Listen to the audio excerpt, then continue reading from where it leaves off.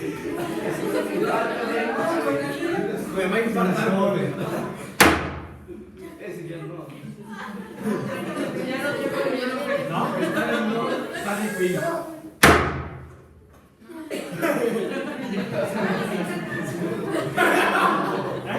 A la ventana, profe. no. A los del ciclo.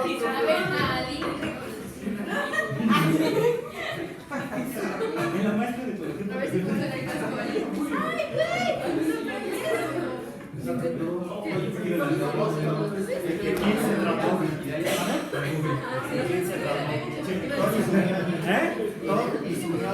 de Thor.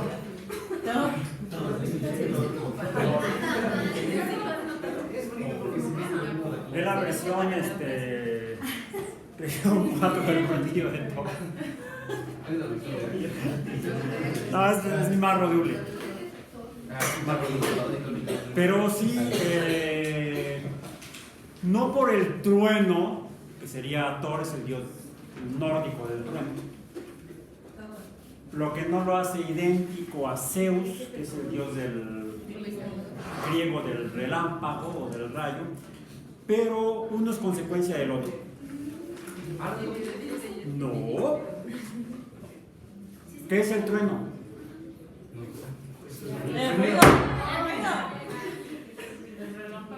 Es un fenómeno acústico.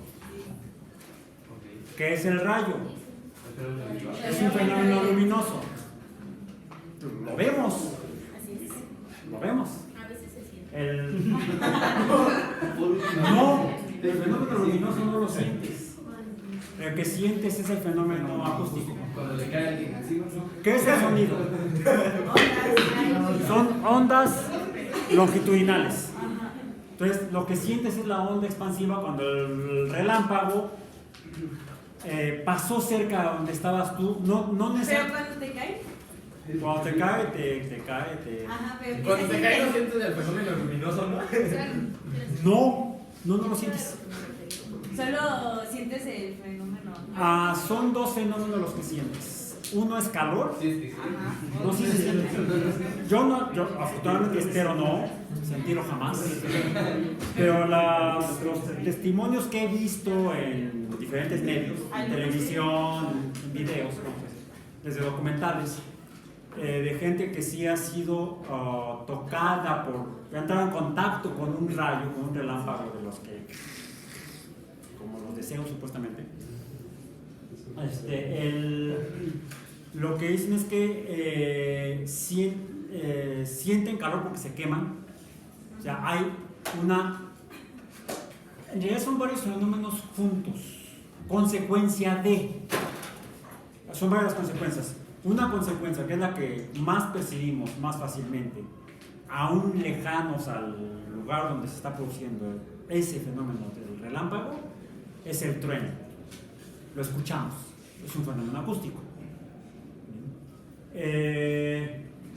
A veces lo vemos, no es porque no vemos la luz del rayo, la luz que emite el rayo, el relámpago, sino vemos la luz reflejada en algún otro cuerpo. No sé si les ha pasado, que yo sí me ha tocado verlo, que voy por algún lado, hay tormenta eléctrica y de repente veo que todo se ilumina.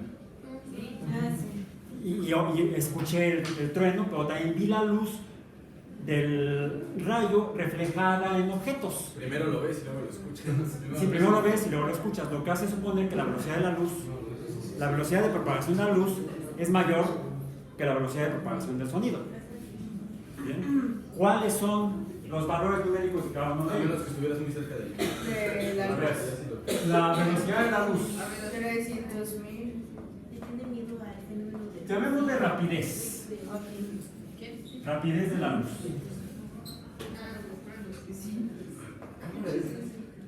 Rapidez de la luz. ¿Cuánto es? Se valen los números redondos.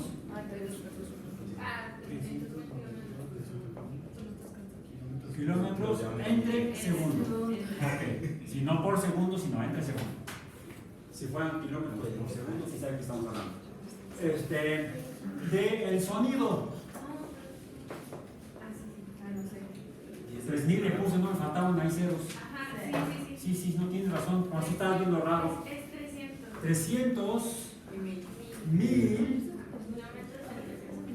kilómetros entre segundo. Ya, corregido. Gracias por verlo así raro. Un lapsus tontos de mi parte. La velocidad del sonido. Googleenlo. No trae un libro de física, googleenlo. ¿Cuánto es? Son 1000. ¿Y qué?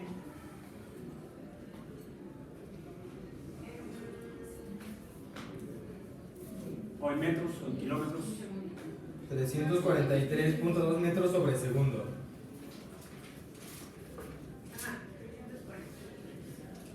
Trescientos. 1235 Ah, más sería 5 kilómetros por 1235. coma 5 Bueno, no, sí. kilómetros. Kilómetros entre segundo. Según, yo siempre manejo 1234. Es más fácil de recordar. 1, 2, 3, 4. El error es pequeño, del 1%. ¿Sí? Ahora, el número correcto, ¿cuál es? ¿Mencionaste cuánto? ¿El metros entre segundo? A 323. 323. 43. 43, perdón. 343 Metros sobre segundo. metros entre segundo. Y este son 300 millones de metros en un segundo. O sea, es O sea, excuse me. 1.000.000 de veces más rápido la luz que el sonido. Y además hay otro detalle. El sonido se propaga a través de la materia. Esto es en aire atmosférico a una atmósfera de presión. ¿Sí? Y esto, la luz se propaga aunque no haya materia. Eso es algo que no mencionamos cuando vimos el concepto de luz. Se propagan que no haya materia. Aunque no haya materia, se propaga la luz. Por eso podemos ver el. Por eso nos ilumina el sol.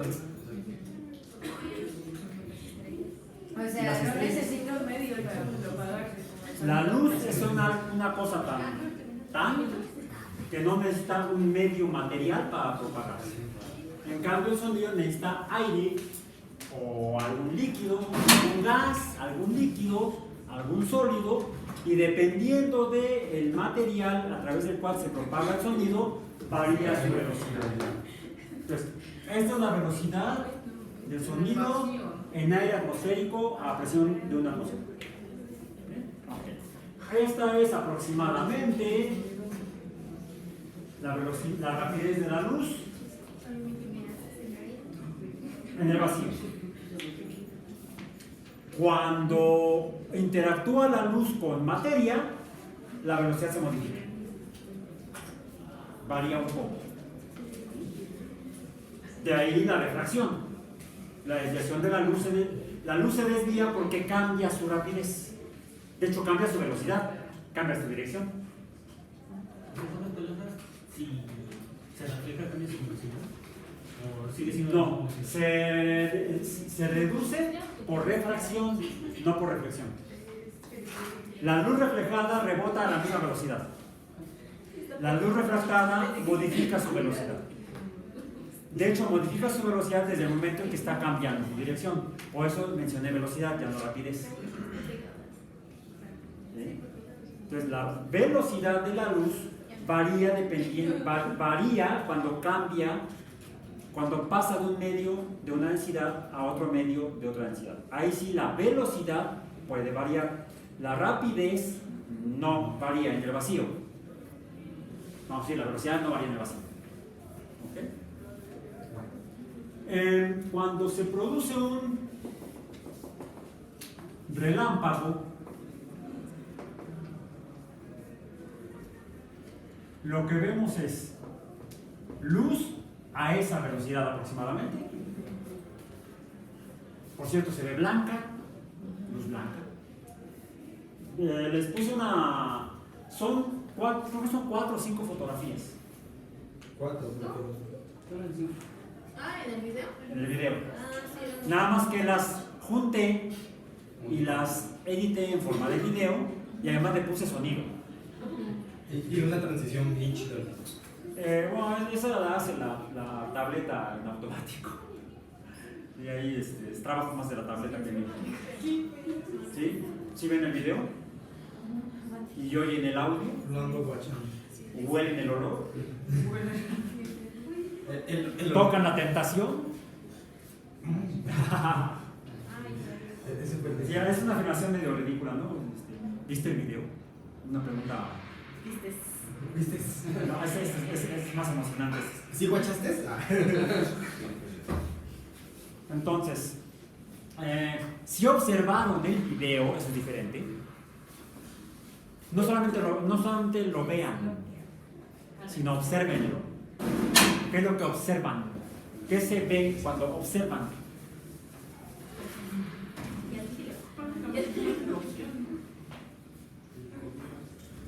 Bueno, al checar. Son las fotografías que tomó un primo mío que vive en Texcoco. Se llama Víctor Teodoro, por eso le puse el crédito.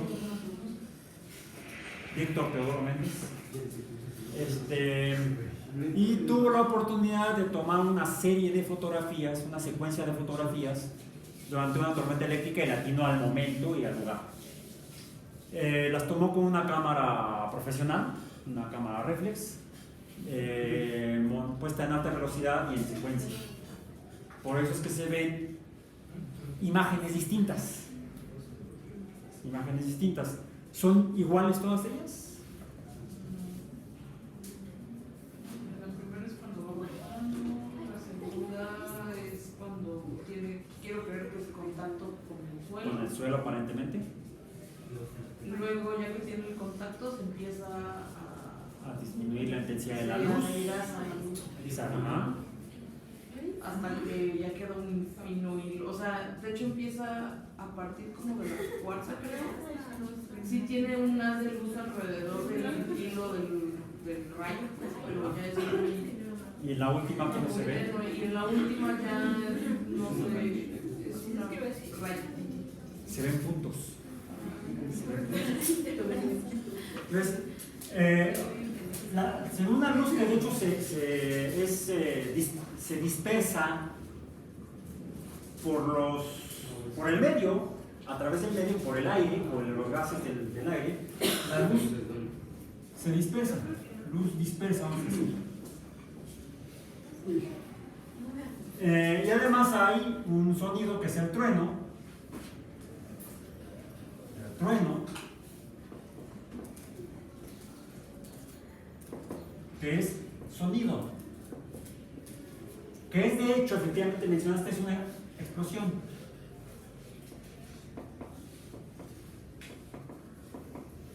¿Por qué es una explosión? Porque libera una onda de impacto. Bueno, sí, pero ¿a qué se debe? ¿Qué es una explosión? Una explosión Es la compresión del gas.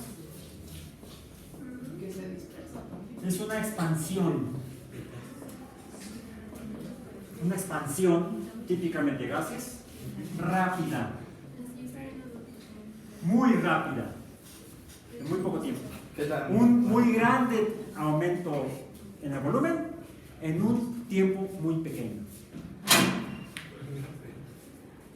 Eso es una explosión. Y una implosión. Una explosión es una reducción del volumen, una reducción grande del volumen en un tiempo muy pequeño. Eso sería una ¿Que así va a explosión. morir el sol, no? ¿Eh? El sol va a morir por implosión. No ¿El muere sol va a por morir? viejito. ¿Qué? No. De hecho son dos fenómenos, hay una implosión y una explosión. Hay una expansión de la parte de la atmósfera externa, se expande y debido a la alta densidad, a la alta concentración de masa, alta densidad de los elementos químicos remanentes debido a la fusión nuclear, que la fuerza de gravedad aumenta y entonces se contrae, se comprime, pero no es tan violenta, no es tan rápida.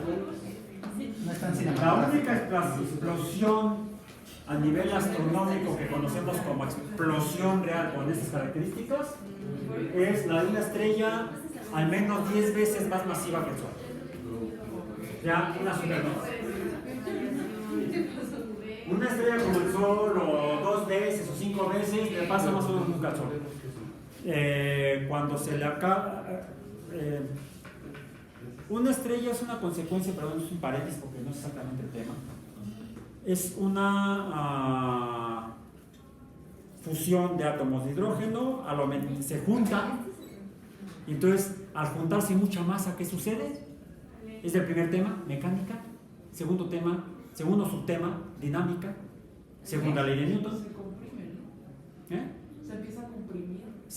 Empieza a aumentar la cuarta ley de Newton, fuerza de gravedad, se empieza a jalar más. Entonces empieza a haber una tendencia de juntar la masa en el centro.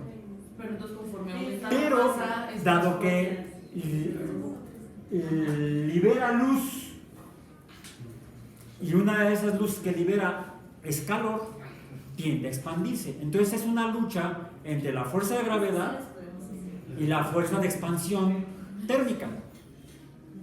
¿Bien? Al final de cuentas, cuando aumenta suficiente el número de elementos químicos nuevos, a producto de fusión de átomos de hidrógeno para formar átomos más grandotes, la fuerza de gravedad aumenta tanto que jala la materia del interior, pero los elementos más pequeños, que todavía tienen suficiente energía térmica, logran expandirse. Y eso hace que la estrella se expanda, y finalmente esa parte externa de la estrella, la parte más externa de la atmósfera, se expanden hacia el espacio. Y el resto de la masa se queda en el centro y se sigue comprimiendo. Se forma una enana blanca y una nube planetaria, así se le llama, que no es necesariamente que ahí se formen planetas. Es lo que quedó de un sistema estelar donde tal vez pudo haber planetas, y queda como una especie de dona alrededor de material alrededor de la estrella. Es lo que va a pasar con el Sol dentro de 5 Y millones con el sistema solar. y con el sistema solar. En cambio, una supernova es una estrella 10 veces más masiva que el Sol, que se fusiona tan rápido que aumenta tanto su masa que ahí hay una especie como de rebote muy rápido, que es una explosión de supernova. No voy a abundar más al respecto, porque lo que me interesa es cuál es la causa de la luz. La explosión, que es el trueno, es un sonido producto de que esta luz calienta el aire, lo calienta muy rápido, se calienta mucho y se expande muy rápido. Ese es el trueno. Pero, ¿cuál es la causa de la luz? La causa de la luz es otro fenómeno. Es otro fenómeno que, sin embargo, se descubrió de otra manera. Se descubrió de otra manera. Bueno, sí, ¿qué es la luz? La luz, ¿qué es la luz? Una pregunta, todavía no podemos contestar la pregunta. ¿Cómo se genera la luz? No, lo vamos a ver al final del curso. Es el último tema. Nos va a permitir entender. Bueno, ahorita vamos a entrar a un tema que nos va a ayudar a entender un poco mejor, acercarnos más a la respuesta de la pregunta, ¿qué es la luz? Pero el fenómeno no es la luz. La luz es consecuencia de este fenómeno.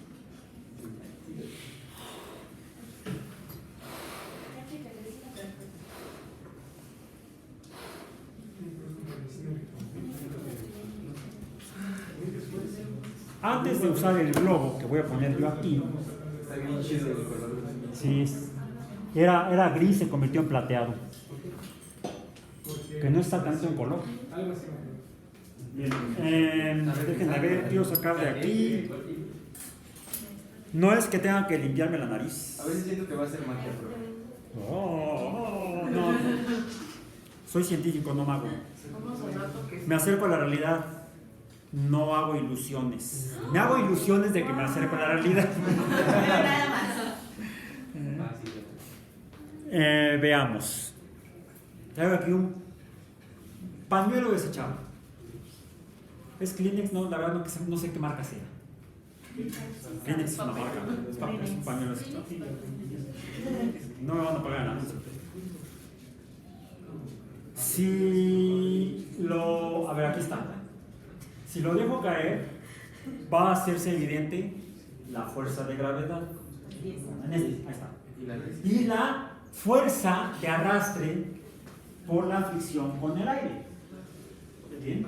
Que es la que es menor el arrastre que es más pequeña la fuerza del arrastre que la fuerza de gravedad. Si el arrastre fuera suficientemente grande, si la fuerza de arrastre fuera suficientemente grande, el pañuelo no debería caer, o los fragmentos del pañuelo no deberían caer, deberían quedarse aquí. Eso quiere decir que la fuerza de arrastre es menor que la fuerza de gravedad. Es una fuerza muy pequeña, una fuerza que no pinta junto a la fuerza de gravedad. Ahí está. ¡Ay, está ensuciando el salón! Es antiecológico. No. Lo iba a hacer con el martillo de Thor, pero desafortunadamente este martillo lo he probado ya varias veces y no me funciona para esta observación, como el anterior que se comió mi perro. Era mejor, se parecía más al martillo de Thor, más bien al martillo de Zeus. Bueno, no sé, Zeus. No es Zeus. No, según yo usaba su rayito. Lo tenía su rayito. Y luego le decía a Thor, dale de marrazos para que suene. no, pero Sí usaba Googlearé a Zeus. Zeus solamente el dios del rayo, del relámpago, no del trueno. El trueno venía gratis porque hacía de todo. se supone que Pero Zeus es de Grecia. No, los forjaba. Vulcano es el que forjaba los entonces ellos nada más usaban no, Pero Zeus sí se tomaba. pásame otro, Iván. No, ¿vieron Fantasía? De 1941, de Disney. Fantasía, la original. La del aprendiz de brujo. Ajá, donde bailan. Sí, donde baila Mickey Mouse. Bueno, ahí está, pero no dice quién se lo dio. Ahí se ve cómo Vulcano le va pasando los truenos, los rayos a Zeus. No. Es ahí donde los griegos como que no embonaron bien las ideas, aunque tenían ideas de que era eso. Porque sí observaban el fenómeno, pero tenía más que ver con la forma de vestir de los griegos. Bien, si yo antiguamente con el otro marro lo frotaba, y seguía frotando, y seguía frotando, y seguía frotando. Y lograba, déjenme ver. No, entonces mejor cambiamos al poder del globo. Poder del globo. El globo lo froto. No, este va en el cabello, es mi gorro. Es mi gorro de lana. Entonces no necesito el cabello, sino el gorro de lana. Lo froto y de alguna manera le doy unos pases mágicos. ¡Oh! Estoy haciendo magia. Sí, diferente. Y logro una fuerza más grande que la fuerza de gravedad. ¡Wow! ¿Es más grande que la fuerza de gravedad? No cae el papel. Toma, Newton. Okay. ¿Qué es esto? No, ¿qué es esto que está sucediendo? Pero no sé qué es estática. No me quedo estático, me muevo. No me quedo estático. Los griegos observaron esto no en globos de látex, porque no los conocían, no tenían látex. El látex se obtiene de la planta de látex, la cual crece naturalmente en zonas tropicales. Y Grecia no estaba en una zona tropical. Bueno, sí, pero geográficamente, pero no de clima tropical, en el Mediterráneo. Los griegos observaron este fenómeno en el cual la tela de sus ropas a veces se veía como pegada o atraída por algunas de las joyas que sí usaban. Joyas, ahora sabemos que esas joyas se obtienen de rocas, que son de origen biológico. Rocas de origen biológico. Sí, son conchas. ¿Son, Son conchas, ¿no? No. Cerca. Me gustan mejor las donas, y los biscuits y las chileneras. Las conchas no. Bueno, las conchas con frijoles y crema saben mejor. Conchas de chocolate. Estás hablando de conchas de moluscos. Ajá. El exoesqueleto de los moluscos, bivalvos, por ejemplo. No. Aunque los griegos consumían moluscos, eran pescadores. Por cierto, si eran pescadores, entonces no comían moluscos, porque los moluscos no son peces. Bien, los griegos usaban como joyas también algunas rocas de origen biológico que en realidad son rocas producto de la fosilización de fluidos biológicos. Cuando una planta vascular secreta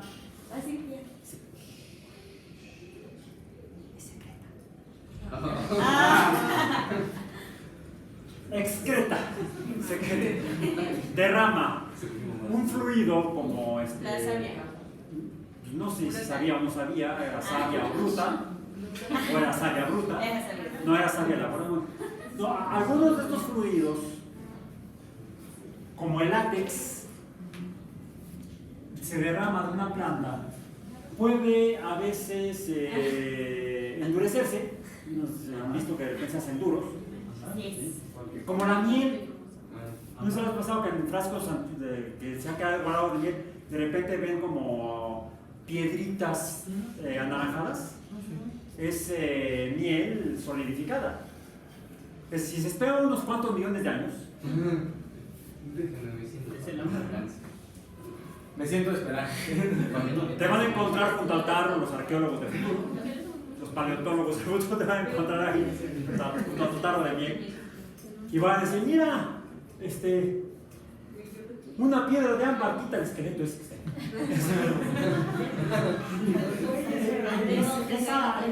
Esa secreción, ¿cómo le mencioné? No, antes. El fluido biológico, no era jarabe, ¿qué es? La miel. ¿Sabe? No, ok. Esto da lugar a un fluido que cuando se fosiliza forma ámbar. Bueno, los griegos usaban el ámbar como joya. Y además son interesantes porque, a diferencia de otras piedras preciosas o que se hacen con rocas, puede ser con rocas como la esmeralda o los rubíes, esos siempre se ve puro cristal de la roca y no tiene más que cristal de la roca. En cambio, el ámbar, luego uno llega a encontrarse fragmentos de ámbar que adentro tienen bichos. Como en Jurassic Park, ¿no? En eso se basa el argumento inicial de la novela de Michael Crichton, Parque Jurásico o Jurassic Park.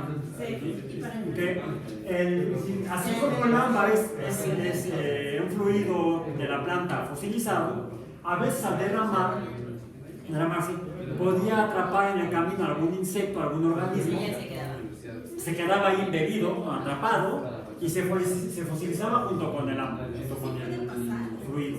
Entonces, la hipótesis de Crichton en la novela de Parque Jurásico fue que podríamos sacar el ADN del insecto que está dentro del y si es un mosquito que picó un dinosaurio, entonces podemos sacar los genes del dinosaurio de la sangre de que se come. Oiga, profe, ¿eso sí se puede o no se puede. qué cosa? Lo de los dinosaurios. Bueno, no con dinosaurios. Porque el problema es que por el tiempo que transcurre, el ADN aún adentro del mosquito se va deteriorando, se va oxidando. Va reaccionando químicamente con el resto del mosquito y no tienes más que pedazos de ADN, o si acaso pedazos de nucleótidos, quizás ni siquiera ADN. A la fecha no se ha podido encontrar todavía fósiles, ADN fósil de dinosaurios, pero sí se ha encontrado ADN fósil de algunos cientos de miles de años. Hasta cientos de miles de años se han encontrado fragmentos de ADN en algunos restos de organismos que no están completamente fosilizados, porque la fosilización es un proceso que toma tiempo y depende de muchas variantes ambientales. Bueno, entonces, es que se formó el ámbar. Y los griegos usaban ámbar como joya. Las telas que más usaban los griegos, sobre todo los griegos elegantes que podían usar joyas, eran telas como seda, no seda no porque esa llegó de Asia, pero sí lino, algodón, ¿sí? El algodón era para la plena. En cambio, la élite, los griegos literalmente, elas, es griega, Grecia en griego, elas, de ahí viene élite o élite. Notaban que cuando se quitaban la joya, como que la tela se arrastraba. Como el papel se quedó pegado en el globo de látex. Ámbar en griego es, lo voy a poner en letras latinas.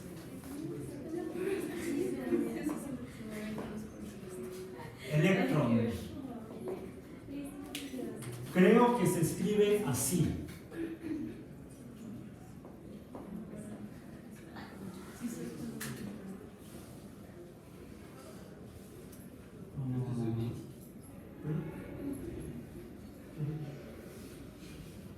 Creo que es así, en griego.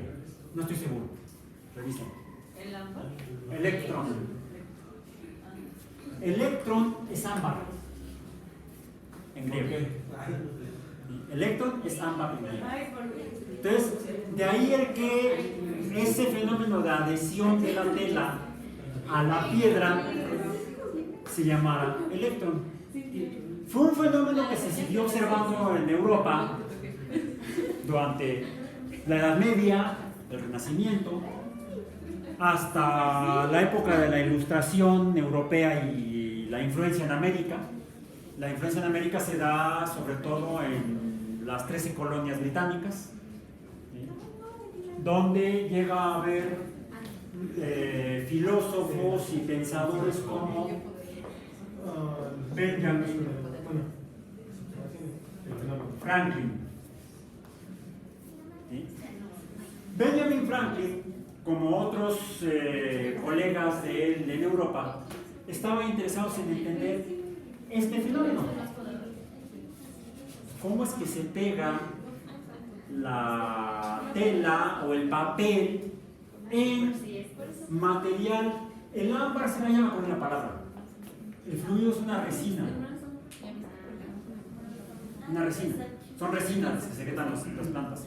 Ahorita me acordé, porque finalmente el ámbar es una resina fósil. Es una resina fósil. Y el látex es una resina no fósil. Bueno, ya en tiempos de Franklin ya se conocía el látex porque ya los europeos habían viajado por el mundo y conquistado otras tierras en zonas tropicales y conocieron la planta del árbol de látex y empezaron a usarla. Por cierto, no lo usaron más que como goma de mascar, porque el problema es que es demasiado adhesivo, demasiado pegajoso, difícil de manejar. Fue apenas hasta el siglo XIX cuando se pudo empezar a usar el látex de manera ya más práctica e incluso industrial. O sea, pero en tiempos de Franklin ya conocían el látex, conocían esas resinas y otras, y se daban cuenta que efectivamente al frotarlas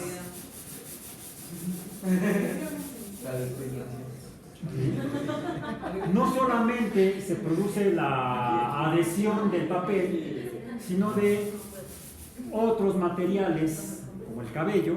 ¿Sí?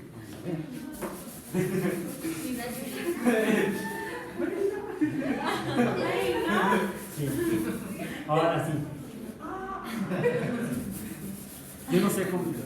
Luego, si se ponen unas cosas en el cabello, y uso un sí. Para eso con los cabellos parados. No es por el susto, es por el electrón. A este fenómeno de adhesión de algunos materiales en resinas, Franklin y otros amigos de él, europeos, le llamaron electricidad. E identificaron dos tipos de electricidad. Tenemos este globo de látex. Voy a inflar otro de otro color. Veamos. Uno rojo.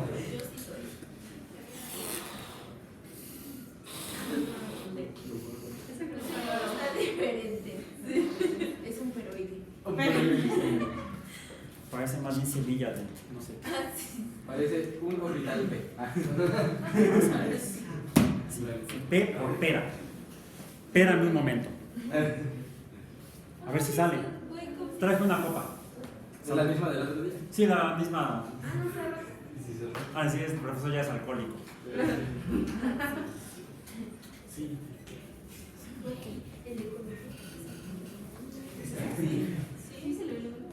No. Al globo. Tampoco.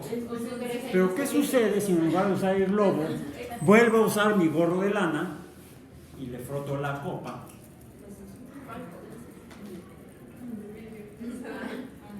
Voy a necesitar tu ayuda.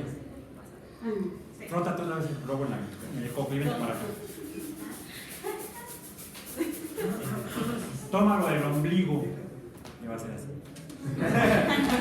No, suave del ombligo. Cuélgalo. ¿Ok?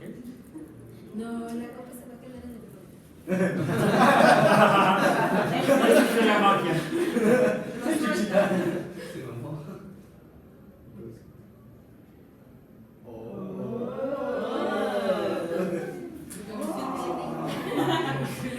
A la hoguera, pues.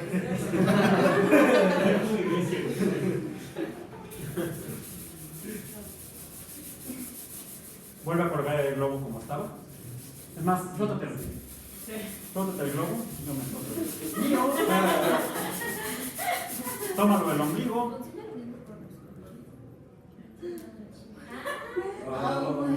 No se juntan, se separan.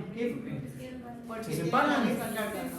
Porque ambos son de látex, son de resina, mientras que esta es una copa de vidrio. Ahorita vamos a donde quieres llegar. A ver, ahí está mi gorro, ahí está, a ver, cortesía. Franklin identificó dos tipos de electricidad, porque observó esto mismo, no con globos, yo no tenía útil de esa manera, pero sí observó que en algunos casos había adhesión, o se acercaban y se juntaban las cosas, y había un caso opuesto en el que se separaban. Bien. Y llamó a estos dos tipos de electricidad: la electricidad de las resinas y la electricidad del vidrio o vítrea. Pero esto tendríamos que demostrarlo a través del hecho de que efectivamente la copa también pudiera tener un efecto similar. El vidrio, la copa de vidrio, o el vidrio de la copa, puede tener un efecto similar al del látex, al de la resina. Vamos a ver si sale. Tenemos aquí varios pedazos de papel, estoy frotando la copa. Sí, ahí está, bien. Ahí sí. Es mucho más débil, mucho menos grande la fuerza, pero alcanza a levantar un poco el papel que está precipitado en el suelo. Entonces, tanto el vidrio como el látex, como la resina, son capaces de atraer algunos materiales. ¿Sí? Dudo que, por ejemplo, lo pueda hacer con mi cabello. No, ¿verdad? quizá por la composición material de diferentes cosas. El caso es que Franklin encontró dos tipos de electricidad, la de las resinas o resinosa y la del vidrio o vítrea. Electricidad resinosa y electricidad vítrea. Para tratar de tener una visión más esquemática del fenómeno y tratar de explicar cómo funciona, no por qué sucede, pero sí cómo sucede, Franklin decidió darles una representación simbólica. A la resinosa le llamó negativa y a la vítrea le llamó positiva. Y de ahí vienen esos dos signos que todo el mundo usa actualmente sin saber por qué. Y es cierto que la resinosa es negativa. Es arbitrario. Es arbitrario. Desde entonces se tomaba esto como patrón. Entonces a cualquier cosa que se comporte como esto se le llama Resinosa. negativo. Bueno, negativo. Negativo. Ya no resinoso. Si tú ahorita dices, bueno, es que acá tengo el polo resinoso y acá el polo vítreo, te van a decir de qué estás hablando. Incluso los expertos en electricidad poco saben de esta historia. Y yo la averigüé porque me gusta conocer la historia de los otros. No me gusta tratar de aprenderlos por memoria o recordarlos por memoria, sino me interesa entender la historia más que simplemente como niño de primaria andar repitiendo que en 1842, ¿qué pasó? ¿A nivel mundial o En 1842 fue el año que siguió a 1841. Antes de 1843. Efectivamente, fue muy importante 1842. Si no hubiera habido 1842, no habría habido 1843. Eso sí, hay que recordar. No tiene ningún sentido si no. El número no tiene ningún sentido si no entendemos su causa. ¿Qué pasó en 1842? No sé ni me interesa. Sí sé que en 1846 nos invadieron los norteamericanos. 4 años después. Bien, ok. Entonces, déjenme ver a ver si sale. A ver si sale, porque quiero hacer evidente que esto es cierto y es una ley general.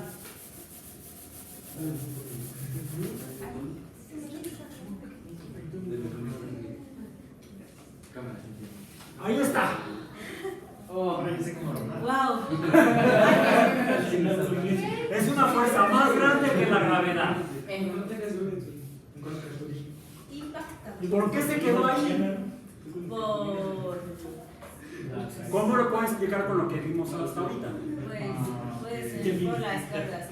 Bueno, primero, a ver, préstame este globo. Hace rato no lo he frotado, no lo voy a frotar, lo voy a pegar. Porque, o sea, ese Es que este es rojo y este es gris. No. Nada racista. Bueno, sí. A ver, lo pongo y se cae. Ajá. Si lo froto,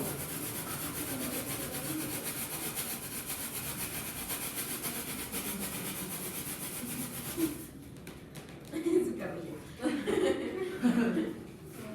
es como si yo le hubiera puesto algo, un adhesivo. A ver, ahora tengo que aquí.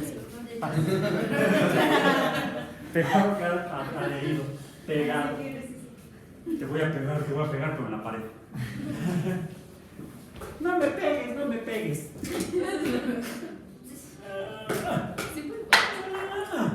Ah.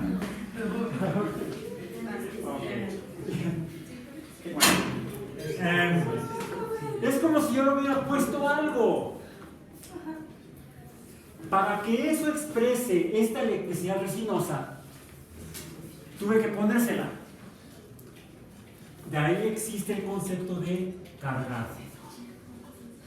¿Y cuánto puede tiempo puede durar ahí el globo, profe?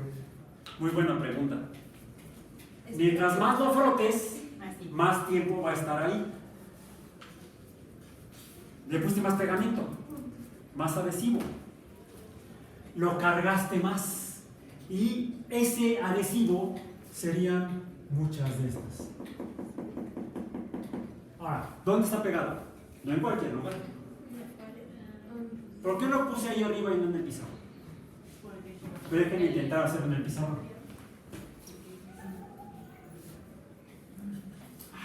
Bien. Sí. Dejen de intentar hacerlo. En la puerta. Menos. Dejen de intentar hacerlo En la ventana. en la cortina. Bien.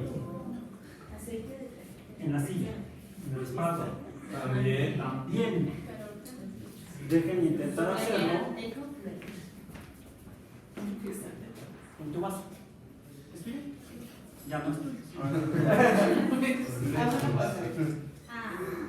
Toma, no lo quiero. No me sirve. ¿Por qué aquí no? ¿Por qué en el vaso no? No quiero que Porque es de resina.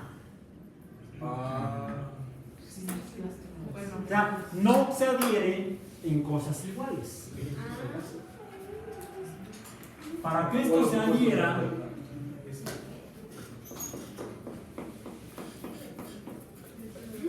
tienen que estar las cargas vítreas, las positivas, a las cuales se adhieren las cargas resinosas o negativas. Bien. ¿Por qué se adhirió aquí? porque es cerámica. Porque es cerámica vitrificada. O sea, la superficie es de vidrio. No lo sabían, ya se enteraron.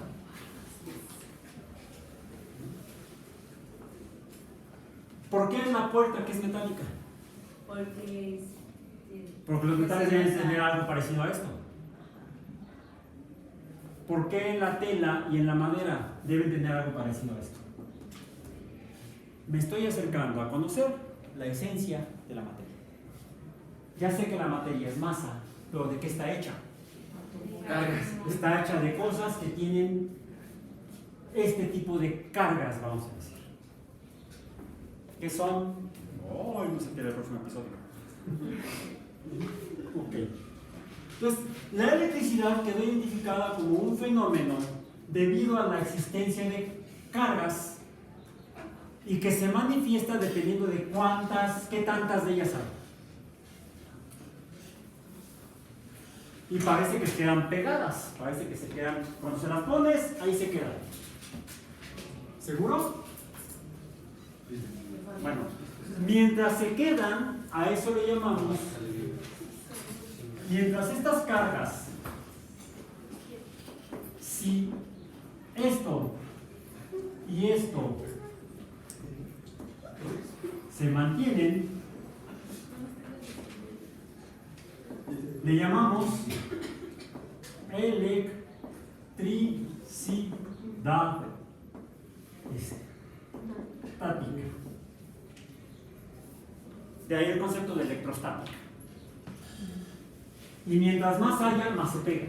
O sea, la fuerza de pegado, así, F subíndice P, no, F subíndice E mayúscula, para no confundir con el hierro, con el símbolo del hierro, símbolo químico. La fuerza electrostática es proporcional ¿a qué? ¿De qué le pegamos?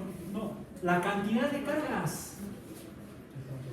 Sean estas y estas. Si hay muchas así, la fuerza de pegado va a ser grande.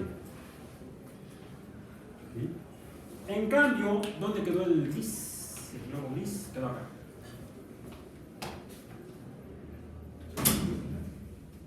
Déjenme a ver si se aprecia en esta ocasión.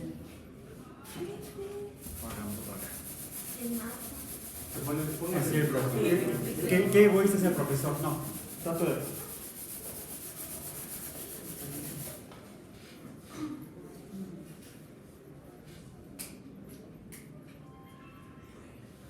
No se juntan, ¿verdad? Y mientras más los acerco, más se separan. ¿Sí? Es ahí la otra. Entonces, hay dos formas en las que se expresa la fuerza eléctrica. Por adhesión es así. Y por separación o repulsión, la fuerza electrostática será ya sea así o Negativo. así. O sea, si dos objetos resinosos, dos con carga negativa, se acercan, no se van a juntar, va a haber una fuerza de repulsión. Si dos objetos vítreos o de carga positiva se acercan, no se van a juntar, se van a tender a separar. Pero además, se fijaron que mientras más los acercaba, más se separaban. Quiere decir que es entonces inversamente proporcional al cuadrado de la distancia del centro de estas cosas. Imaginando que pudiéramos representarlos como cosas esféricas. ¿Perdón? La ley. ¿La ley de qué? De Coulomb. Esta es la forma simple de la ley de Coulomb, porque los encuentro simplemente como proporcionalidad para la atracción electrostática y la repulsión electrostática. Aquí parece un oriental sonriente. Se parece a la cara que es el Ok, un emoji, un emoticón. Ok, y este está así. Para que esto pase de una proporcionalidad a una igualdad, pues necesitamos conocer la constante de proporcionalidad. Es la constante eléctrica. Entonces, la fuerza electrostática, de acuerdo a la ley que lleva el nombre de un electricista como Franklin, los que estudiaban este fenómeno se llamaban a sí mismos en aquella época electricistas. En cambio, hoy en día uno le llama al electricista para que venga a arreglar la instalación eléctrica, por ejemplo. Y difícilmente se apellida Franklin. Sí, es cierto. No sé si haya por ahí algún electricista Franklin hoy en día. Pero otro fue Coulomb. Y la ley de Coulomb dice que la fuerza de atracción o repulsión es igual a la constante eléctrica, caso índice E, multiplicada por Q1 por Q2, dependiendo de las cargas. Si son iguales será repulsión, si son diferentes será atracción, entre el cuadrado de la distancia radial, imaginando a los objetos con carga como lo que llamamos cargas puntuales. Cargas puntuales. ¿Sí? Entonces, esa sería la Q1, la Q2, y esto sería la distancia de aquí a acá, o de aquí a acá. Esto sería R. Entonces es el cuadrado de esta magnitud. Es el radio de aquí a acá o de aquí a acá. ¿Bien? Otra cosa que vimos es que conforme se va acercando, se van separando cada vez como con mayor intensidad, con mayor fuerza, digamos, no es intensidad, con mayor fuerza.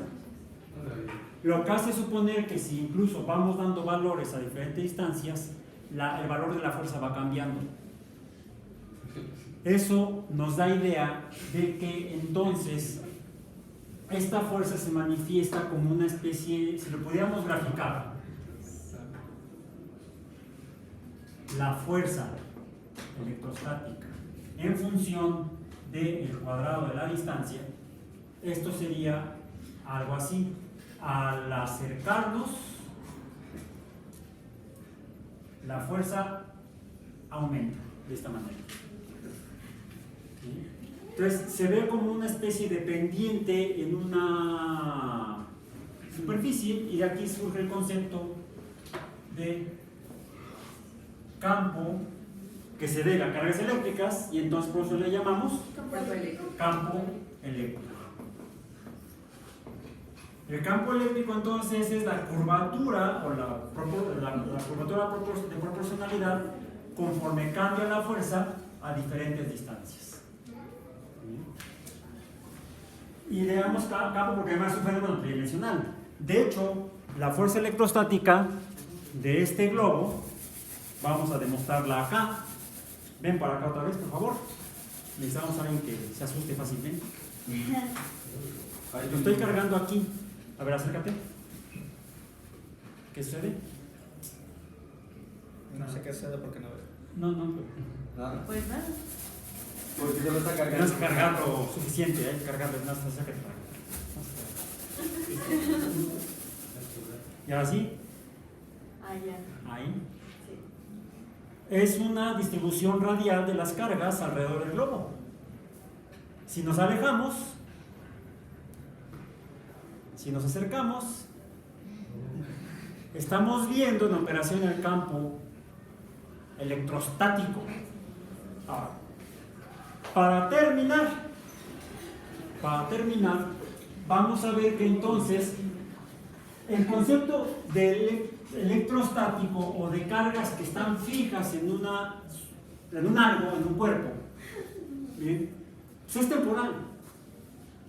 Ya vimos que anduve paseando el globo rojo, el globo gris de un lado a otro, y cuando lo quise volver a mantener unido a la pared de vidrio, ya nos dio. ¿Por qué? ¿Qué sucedió? Finalmente las cargas, pues llaman ahora sí negativas, esto es negativo, aparentemente pues ya no están ahí, se deben haber ido a algún lado, quizás se fueron, como hay una tendencia a acercarse cuando, esto sería atractivo de atracción, no atractivo de bonito. Bueno, es un fenómeno muy bonito. ¿Dónde quedó tu plumón? Ya llegamos, esto sería atracción, y estos dos ¿son qué? Dijimos repulsión. ¿Ok? Bien. Aparentemente las cargas negativas podrían estarse moviendo hacia donde están las positivas, o quizá las positivas podrían estarse moviendo hacia donde están las negativas. Por lo que de aquí surge el concepto de movimiento de cargas.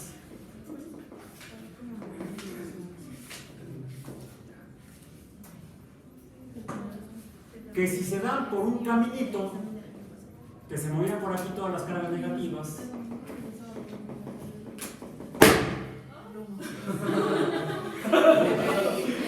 ahí sí fue el flujo. Bueno, buena señal y ya, se acabó el globo. A esto es lo que nos daría pie a empezar a hablar del concepto de corriente de cargas eléctricas o corriente eléctrica.